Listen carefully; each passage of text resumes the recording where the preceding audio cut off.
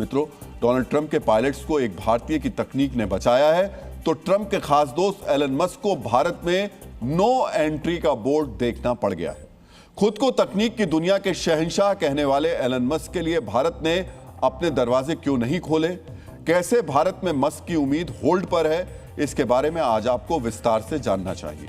दरअसल Elon Musk की internet company Starlink ने भारत में अपना इंटरनेट चलाने के लिए अनुमति मांगी थी। अब भारत सरकार ने स्टारलिंक के इंटरनेट को फिलहाल अनुमति देने से इनकार कर दिया है। माना जा रहा है कि सुरक्षा कारणों से जुड़ी नीति की वजह से मस्क को परमिशन नहीं मिली है। मस्क के लिए दिक्कत की बात यह है कि स्टारलिंक की पेरेंट कंपनी स्पेस एक्स जल्द अपना आईपीओ लॉन्च करने वाली है। एक अनुमान के मुताबिक इस आईपीओ की वैल्यू तकरीबन 1,67,000 अरब रुपए की होगी। भारत सरकार के इनकार से एलन मस्क के आईपीओ पर प्रभाव पड़ना तय माना जा रहा है। एलन मस्क का स्टारलिंक इंटरनेट दुनिया की बेहतरीन इंटरनेट सेवाओं में गिना जाता है।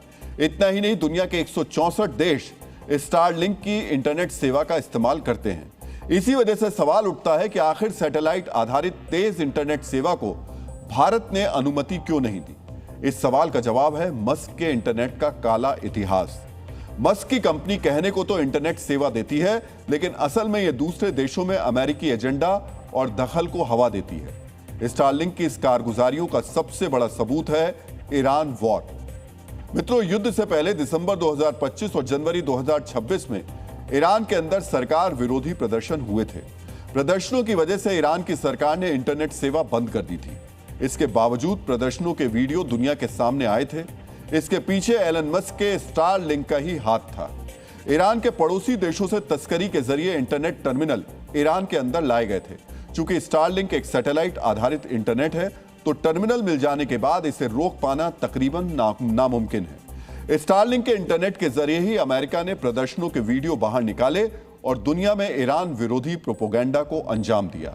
मस्क के इंटरनेट के नाजायज दखल से ईरान इतना परेशान हो गया था कि ईरान की सरकार को रूस की मदद लेनी पड़ी। रूसी सैटेलाइट्स की मदद से ईरान स्टारलिंक के इंटरनेट को रोक पाया था। स्टारलिंक की दखलंदाजी का नतीजा यह हुआ कि ईरान की आईआरजीसी ने एलन मस्क की कंपनी और कर्मचारियों को शत्रु करार दे दिया था। ईरान में तो स्टारलिंक का दखल सिर्फ प्रदर्शनों तक सीमित रहा। यूक्रेन के युद्ध में तो स्टारलिंक का इंटरनेट वाकई एक हथियार बन गया। रूसी सैन्य विशेषज्ञों के मुताबिक यूक्रेन के ड्रोन को स्टारलिंक की जीपीएस सर्विस मिलती है। ये ड्रोन काफी नीचे उड़ते हैं, जिसकी वजह से रूसी रडार उन्हें लोकेट नहीं कर पाते। जैसे ही ये टारगेट के नजदीक पहुंचते थे, तो स्टारलिंक के जीपीएस इन्हें टारगेट की लोकेशन इससे मिलती थी। फिर यूक्रेनी ड्रोन रूस के सैन्य ठिकानों और संसाधनों को तबाह कर देते थे। युद्ध में एलन मस्क की कंपनी की इंटरनेट सेवा का इस्तेमाल भी एक वजह है, जिसके चलते भारत सरकार ने स्टारलिंक को भारत में सेवा देने की अनुमति नहीं दी। इंटरनेट का बहाना और अमेरिकी विरोधियों पर निशाना, यही है एलन मस्क के स्टारलिंक नाम के सैटेलाइट का असली सच। मस्क की इसी फितरत को देखकर खुद उनके पिता एरोल मस्क ने एक अहम टिप्पणी की थी। एक मीडिया इंटरव्यू में एरोल मस्क ने कहा था, एलन के अंदर रिस्क लेने की क्षमता बहुत ज्यादा है। उसे एक के बाद एक मंजिलों को हासिल करने की आदत है। कभी कभी उसकी ये आदत नशे में बदल जाती है और वो तबाही को पैदा कर देती है। एक पिता से बेहतर अपने बेटे को भला कौन समझेगा? मस्क के पिता खुद कह रहे हैं कि वो हद पार कर जाते हैं। मित्रों, हो सकता है कि आप सोच रहे हो, आखिर एक इंटरनेट सेवा इतनी बड़ी तबाही को कैसे अंजाम दे सकती है? एलन मस्क के इस घातक इंटरनेट को समझने के लिए आपको इसका ढांचा और ताकत पर नजर डालनी चाहिए। इस वक्त एलन मस्क के पास 10,400 एक्टिव सैटेलाइट्स हैं। मस्क की कंपनी स्पेस एक्स के पास अभी 3,000 अतिरिक्त सैटेलाइट लॉन्च करने का लाइसेंस है। यानी एलन मस्क के ग्रुप के पास जल्द 13 से 14,000 एक्टिव सैटेलाइट्स होंगे। ये सभी सैटेलाइट धरती से तकरीबन 550 किलोमीटर ऊपर स्थित कक्षाओं में मौजूद हैं। इन कक्षाओं को विज्ञान की भाषा में लो अर्थ ऑर्बिट कहा जाता है। निचली कक्षाओं में मौजूदगी और हजारों की तादाद, ये वो दो फैक्टर हैं जिनकी वजह से एलन मस्क की सैटेलाइट इंटरनेट और ड्रोन को जीपीएस दोनों तेजी से मुहैया करा पाती है। अगर इन सभी सैटेलाइट्स की लागत जोड़ी जाए, तो एलन मस्क अब तक अपने सैटेलाइट नेटवर्क पर तकरीबन 49,000 करोड़ रुपए लगा चुके हैं। इंटरनेट और जीपीएस की सेवा से मस्क की कंपनी हर साल औसतन 1,90,000 करोड़ रुपए कमाती है।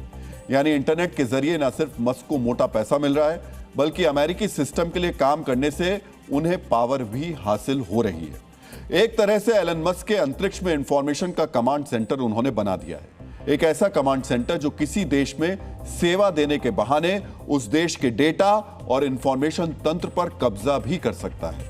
एलन मस्क की कंपनी स्टारलिंक खुद कबूल कर चुकी है कि वो यूजर यानी उपभोक्ता का डेटा इस्तेमाल करती है। इस डेटा में उपभोक्ता का नाम, पेमेंट करने का तरीका, कंप्यूटर का आईपी एड्रेस और उपभोक्ता की लोकेशन शामिल होती है। इतना ही नहीं, स्टारलिंक ये डेटा भी जुटाता है कि उपभोक्ता इंटरनेट पर किस किस्म की सामग्री को देख या पढ़ रहा है। यानी स्टारलिंक का इंटरनेट ये पता कर सकता है कि उपभोक्ता का राजनीतिक, आर्थिक और सामाजिक दृष्टिकोण क्या है। इस तरह का डेटा जुटाना हथियारों को जीपीएस देने से भी ज्यादा खतरनाक है।